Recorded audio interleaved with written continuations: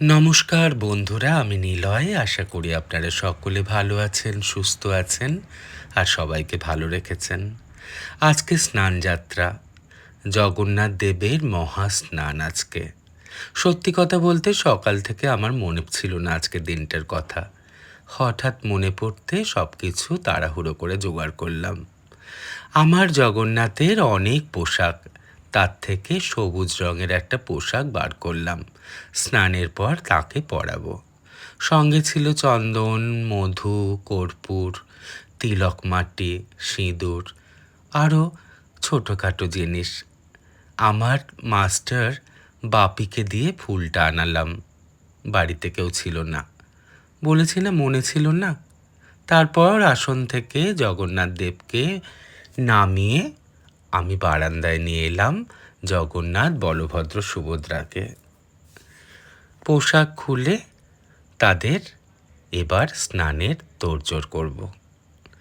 আমি মন্ত্রতন্ত্র কিছু জানি না, তাই আপনাদের কাছেও ক্ষমা প্রার্থী আর ভগবানের কাছেও।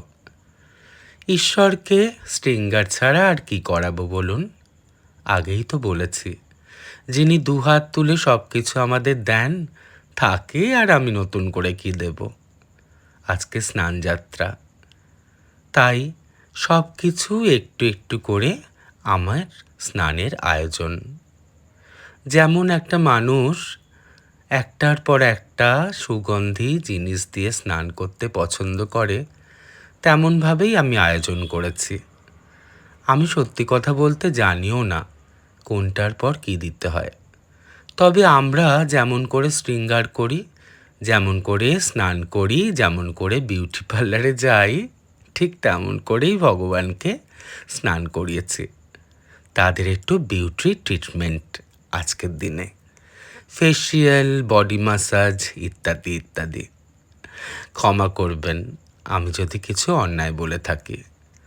তবে আমার বাড়ির সদস্যের মতনই আমি এনাদের একজন সদস্য মনে করি। তাতে হয়তো ওনারা কিছু মনে করবেন না।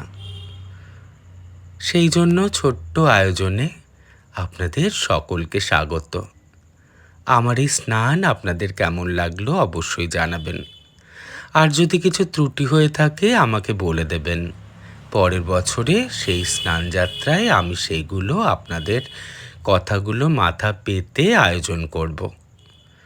স্নানযাত্রার পর্ব শেষ, এবার তাদের শৃঙ্গারের পালা। সবুজ রঙের পোশাকটা আমি পাগড়ি করে মাথায় প্রথমে বেঁধে দিলাম। আমি নিজের হাতেই পাগড়ি করি। মুকুট চূড়া এই গরমে ওনাদের পরাবো না। যেমন একজন মানুষের অস্বস্তি লাগে এই গরমে প্রচণ্ড রকম সাজগোজ, ঠিক তেমনই আমি মনে করি অতিরিক্ত সাজগোজ করলে হয়তো ওনাদের কষ্ট হবে। তাই সবুজ কাপড়টা বেছে নিয়েছি। এই প্রচণ্ড গরমে এই সবুজ রঙের কাপড়টা হয়তো ওনাদের আরাম দেবে। রঙটাকে আমি ঠিক বেছেছি? আপনাদের কি মনে হয়? তারপর তিলক মাটি দিয়ে ওনাদের শৃঙ্গার করলাম। একে একে পরিয়ে দিলাম বাপির আনা ফুলের মালা। দেখুন, উনি ঠিক নিজের মালা নিজে জোগাড় করে নিয়েছে। আজকে তাড়াহুড়োয় বেরোতে পারিনি, মনেও ছিল না। হঠাৎ যেন ঈশ্বর বাপিকে এনে হাজির। তাকে দিয়েই সমস্ত আয়োজন করলাম। বাপি এনে দিল ফুলের মালা, মিষ্টি ইত্যাদি ইত্যাদি। আমি যেমন পারফিউম পছন্দ করি, ওনাদের জন্য এই পারফিউমটা কিনেছিলাম।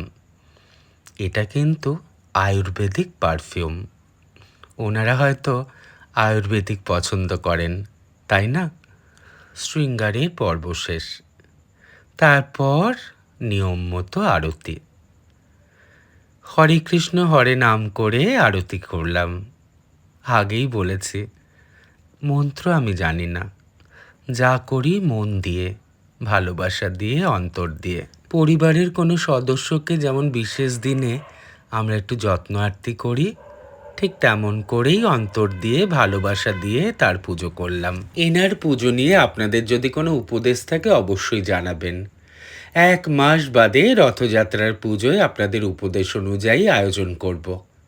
আর একটা কথা, যতই আমরা ঈশ্বরের পুজো অর্চনা করি, ঈশ্বর স্বয়ং বলে গেছেন সমস্ত জীবের ভেতরেই উনি আছেন। তাই যে সমস্ত মানুষ পশু পাখিদের আপনাকে প্রয়োজন, তাদের হাতটা ধরুন, দেখবেন কতটা শান্তি পাবেন।